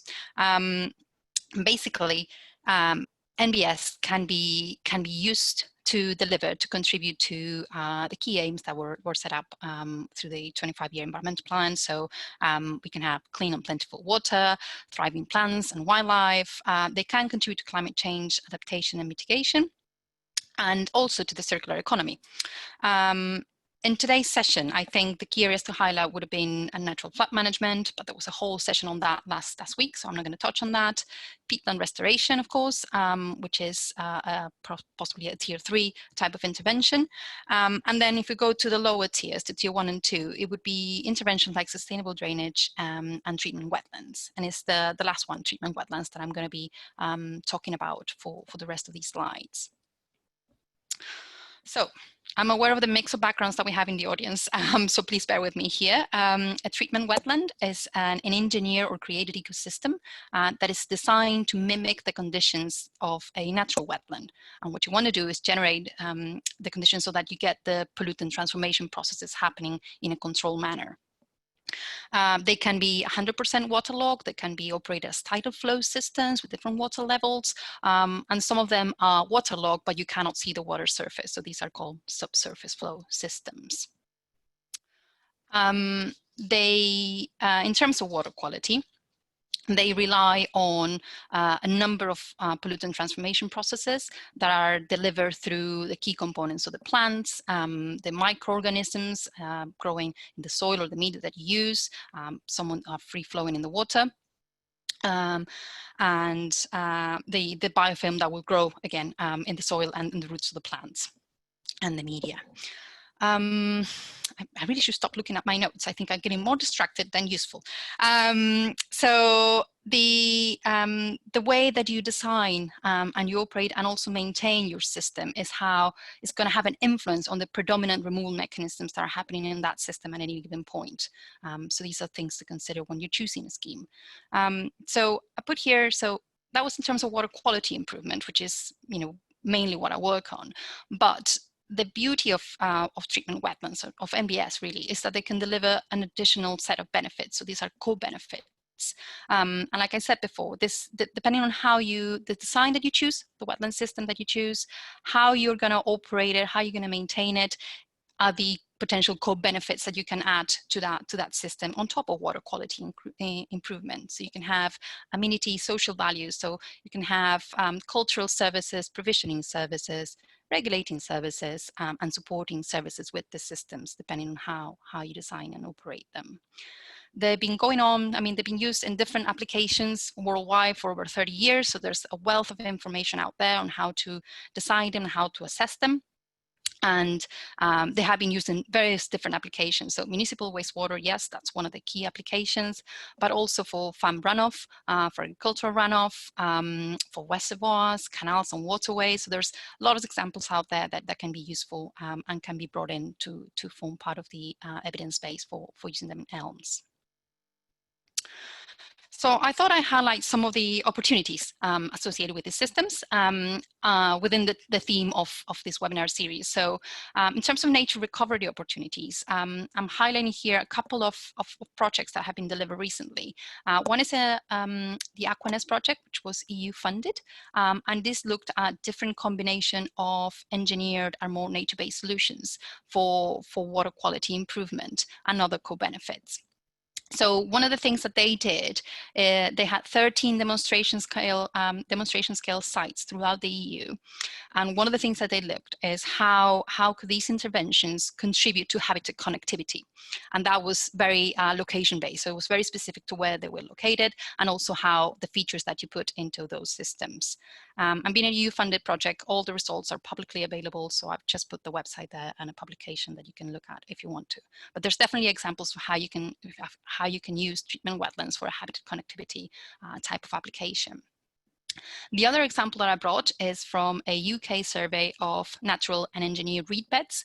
And if you work or you have worked with the water industry, wetlands are called reed beds there. And that's primarily because they're typically designed to only have reeds. So Phragmites is the only plant that they will put in. And that's for historic reasons. And I'm not going to open that kind of worms unless we need to. But this survey looked at these tertiary treatment reed beds installed within water utilities for sewage treatment and compare that against a natural reed bed of a similar size and within a relatively close location, so similar climatic conditions. And they looked at the biodiversity that was provided by those two types of ecosystems. And these are the overall results from that. So they looked at a variety of things to get to these numbers. So they looked at mammals, stem-dwelling invertebrates, moths, that kind of thing. So the overall results show that the engineered reed bed could provide a similar contribution to biodiversity than the natural reed bed that was nearby of a similar size. So these were systems that were not designed for biodiversity at all. So these are things that are happening because, you know, nature will do things if we allow it to self-heal and self-design. So there's certainly potential there for delivering much greater benefits with these types of ecosystems, engineered ecosystems. The other thing that I thought would be an opportunity within ELMs, it's, of course, agriculture runoff management. So There's been obviously previous experience that some of you may be familiar with. So there's already guidance that came out of the catchment set sensitive farming initiatives on constructed farm wetlands, as they're referred to. There's also guidance from Scotland on rural sustainable drainage systems. So there's quite a bit of publicly available information how you can prioritize the type of interventions that you can have in the lower tiers to improve, to deliver an environmental outcome. So that's on one hand. The other thing that we need to, I cannot forget to mention is about the quality of a river. So water quality improvement is very important. So we know that we can design these systems to provide sediment retention. We can trap some of the nutrients, and that requires specific management as well. And then attenuate peak flows, and in some cases we can, we can even attenuate some of the pesticide runoff that comes off farms. So there is some experience in Europe, and this is, I think, from Norway, on pesticide retention in experimental treatment wetlands that were about 0.1% of the catchment area. And of course, it will depend on the actual pesticide that you're looking at, when that application took place, and when the runoff, the rainfall event took place, that kind of thing. But depending on how you design it, there are ways, and there is some evidence that these systems can provide some attenuation of the pesticide loads that could run off from farms. Oops. Right. The other thing that might be a bit more creative in its links, it's intercepting combined sewer overflows. So we know that because of the infrastructure that we have in England, in the UK, of combined sewers, where we have surface flows and sewage running in the same pipe, and with population growth and the aging infrastructure, those pipes cannot cope with the capacity.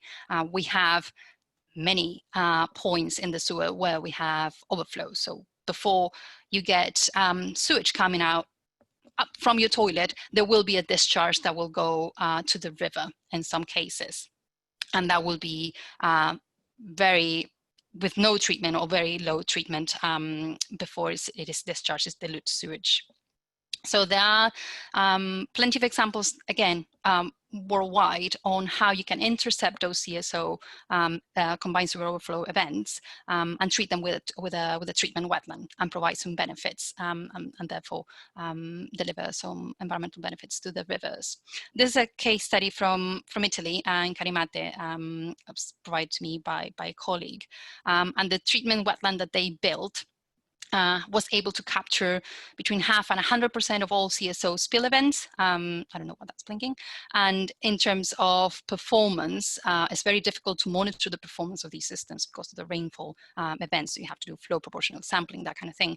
But they could deliver a significant pollution attenuation function for that event. So it's another opportunity, and perhaps something related to partnerships. Thanks, Niki. Right, so the last opportunity that I thought I may have time to flag up is on new markets. So we can also deliver this, we can also design these systems so that you can get some products out of them.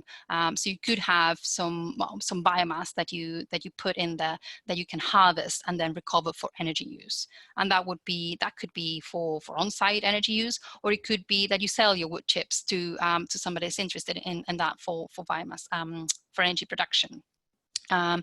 If we try to link it to public money for public goods, then perhaps depending on where you are, you can either deliver the compressed gas that you generate to a local community hall, church hall, that they can provide some heating during the winter months on a Sunday morning, something like that. So it could be very targeted and very local impact because these are going to be small scale operations. But there are opportunities there, and that could help de-risk some of the investments and bring in some early payments or in the income to these types of interventions. Another approach would be to open parts of the wetland system to the public as a tourism or education facility. And again, there's a provision for that on the proposed ELM schemes to pay for that kind of interventions. Right. I think I will skip these two slides because I'm going to open a can of worms rather than help people. So I'll end the presentation there. If you have any questions, then that should have enough time to answer them. Lovely, thank you, Gabby. We like cans of worms, but that was great. Oh, I have plenty of those. I just thought, how difficult do I want to make my life? No, it's excellent. It's really interesting. It's really interesting. And my background's water, and so for me, this is, I have lots of questions, but I'm going to be, you know, a good chair and make sure that I don't ask you lots of my own. So we'll kick off with the first one here. Slightly controversial. So they're saying, been trying to get a treatment wetland for 5 years. I know. The EA is a barrier, and I guess I may not ask you directly how do we educate the EA, but I suppose you've talked about water companies and how they might shift to maybe a more soft engineered type solution. But this isn't just a water company challenge. I guess there are other people, you know, who might want to create their own. So, but we have to make that accessible and achievable. So I guess if we perhaps ask the question slightly more broadly than just how do we teach the EA, what are your thoughts around the kind of barriers and then the things that we can do to overcome those to try and enable propagation of more of these kind of environments? Yeah, and I think it's a really good question, and it comes up again and again. And I've encountered the barriers myself, not necessarily with EA, but and I'm not going to name names. So I've had I spent a number of years trying to get these reed beds in water utilities to look a bit more natural, to add a bit more benefit. So could you put some wildflowers on the edges? Could you do a little bit of this and that so that they can provide a bit more for the investment that you've already put in? And it's very difficult sometimes, and the relationship with the EA is very regional at times. So you get very strong supports in one area, and then you move to a different area, and it's a completely different picture.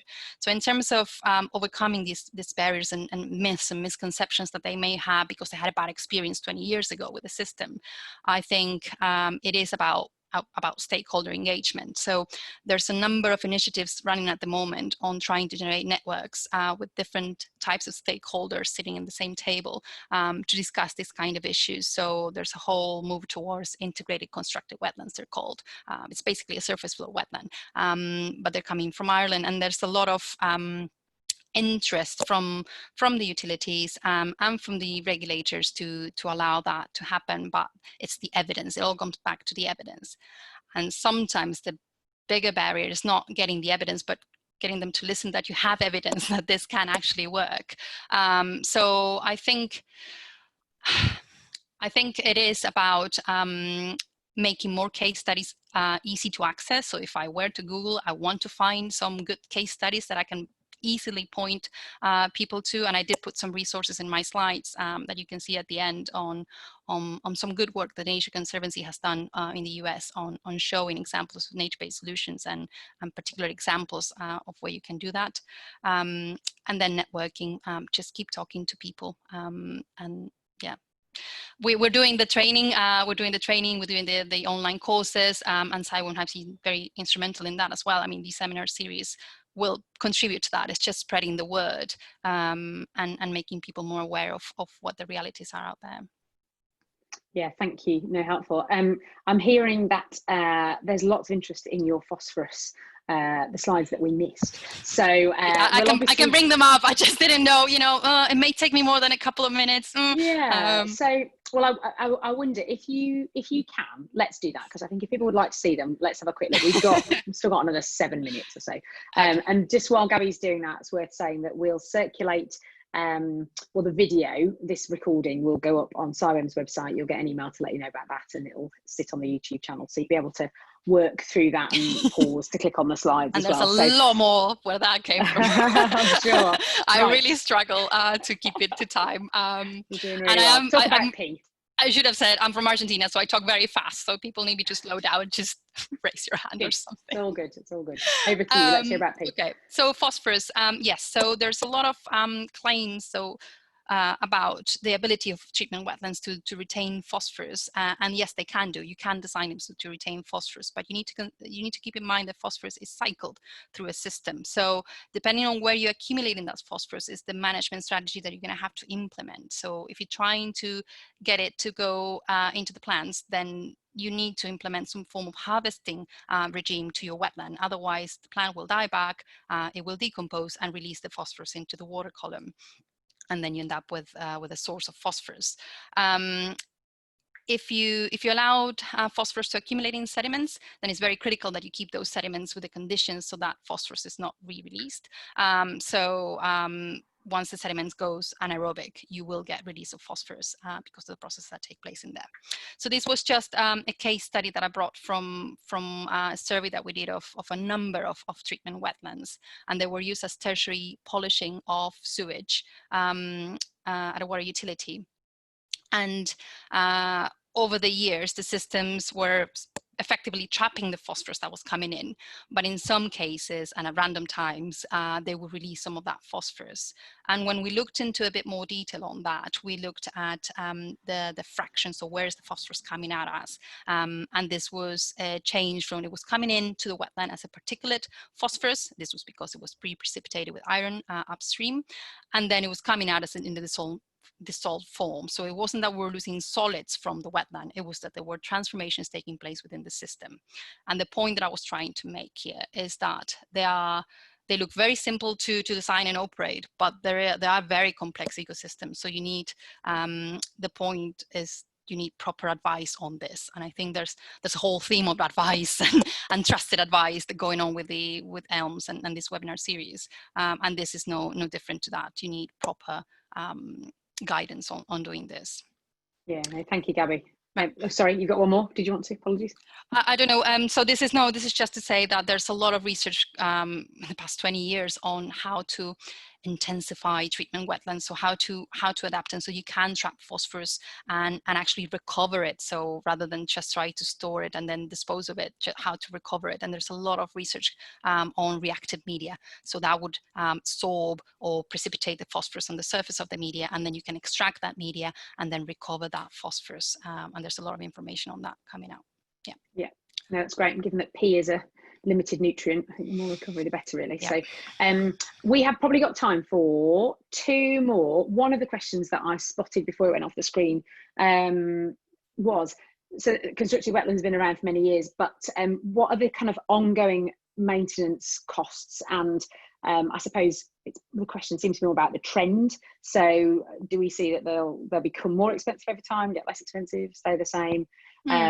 Yeah, any thoughts around that? Because it sounds like they work initially. But, yeah, so there is, well, definitely it's a capital investment. So the initial cost can be, can be all over the place, depending on if you own the land, you don't own the land, how much you need to bring in and how you build them.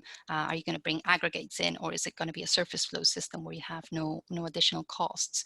In terms of operation and maintenance, the tasks are very simple, that it could be done by anyone with a proper checklist. The major cost comes, again, depending on how you design and operate it, every 10 to 15 years, when you need to either remove the sediments from your open waters areas, or clean the media if it's a surface flow system.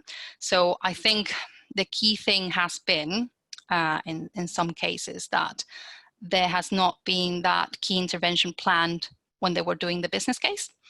So it comes as a shock 15 years down the line that actually, well, now you need to dig the bed out, clean it. You can still use the same infrastructure. So you don't need to build a new wetland, but you still need to remove those solids that have been accumulating for 15 years. It's not a magic solution. You can degrade some of the solids, but there's always going to be inerts, things that are not going to be degraded, that will accumulate. So if you encounter somebody that says, my system will never fill up with solids, they're just, no, that's not possible, physically not possible. So it's planning on that from day one and building that into your business case and setting aside some pot of money so that you can do the intensive maintenance every decade or so. Yeah, no, thank you. Always the OPEX, isn't it? Never the CAPEX. That's the challenge. One final question, if we can keep it really brief, if that's all right, Gabby. So we had Chris Jones on from the Beaver Trust last week, and we had a really interesting debate about introducing beavers back into habitats. The question, I guess, following on from that, really, have we can start again. Have you or others compared beaver natural habitats, pesticide retention, to engineered habitats? That is a really good question that I've never encountered before. So I apologize on that. I do not know the answer to that, but I will, as soon as we hang up here, I will fire off an email to my contacts Perfect. to see if anybody has done anything firsthand on that. No, I'm sorry, I'm not aware of that. No, that's fine. It might be if anything crops up, we can put it in the email that we share with everybody afterwards. Thank you. No, that's great. So I think that was excellent, Gabby. Thank you. I think we are probably, unfortunately, running out of time. Just a few final little bits and pieces from me before you all disappear off to go and have some more cups of tea and a bit of lunch. I hope you have enjoyed not just today, but if you've joined us for all the last 3 weeks worth of webinars. I've loved it. It's been brilliant. We've had some fantastic speakers, some absolutely excellent audience participation. So a huge thank you. And just a final point, really, just if you want to respond to the DEFRA consultation through the Slido poll, you can do that. So slido.com, NBS3, and you'll see Q&A and you'll see the poll as 2 separate tabs. Click on the poll and you can do that. Before we do finish, I just have one request.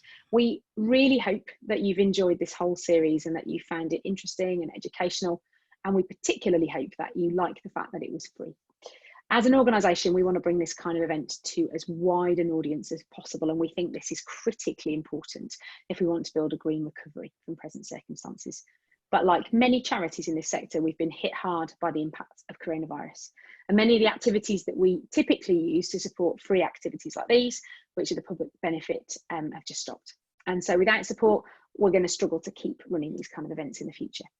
If you did enjoy this morning and you'd like to be able to help us continue with that work, we'd be grateful if you would consider making a small donation. And if you're prepared to, then head to CIWEM.org/donate, and we'd be really grateful, and it will really make a difference to enabling us to keep doing this kind of thing. We really want to hear your feedback. So if you've got a couple of minutes, then there's a survey that will automatically launch at the end of the webinar. And if you can give us some feedback, that would be great. It's really helped us over the last few weeks. And like everybody, we're learning as we go. So thank you.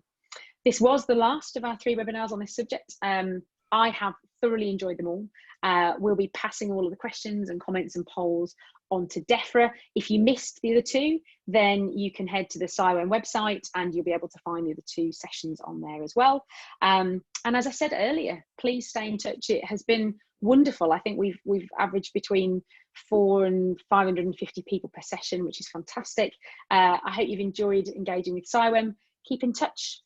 We would love to continue the conversation. So have a great rest of your slightly rainy Wednesday. Stay safe, and we hope to see many of you again at a future event. Thank you.